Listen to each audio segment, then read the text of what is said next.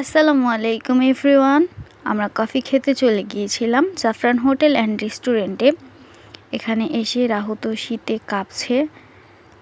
তো আমরা coffee order দিয়ে বসে থাকি, ভিডিও করি, ছবি তুলি আর কিছু সুন্দর সময় পার করি। এর মাঝে চলে আসে আমাদের গরমা গরম কফি। 1 কাপ কফির দাম নিয়েছিল 80 টাকা। কফিটা খাঁটি গরুর দুধের ছিল, টেস্টটা মোটামুটি ভালোই। এখানে আমরা কফি খাচ্ছিলাম আর তাইবা তাকিয়ে তাকিয়ে দেখছিল আর মনে মনে বলছিল। তারপর ওর বাবা ওকে একটু কফি খাইয়ে দেয়। ও অনেক মজা করে খাচ্ছিল। আমাদের বাচ্চা বড় হয়ে আমাদের মতোই চা কফি খোর হবে দেখছি। এই বয়সেই ওর এই অবস্থা। কফির কাপ ছাড়তেই চাচ্ছিল না, তবুও জোর করে ওর হাত থেকে কফির কাপ সরিয়ে নেয় ওর বাবা। কারণ বেশি কফি খেলে রাতে ঘুমোতে চাইবে না আর ও স্বাস্থ্যের জন্য খুব ক্ষতিকর।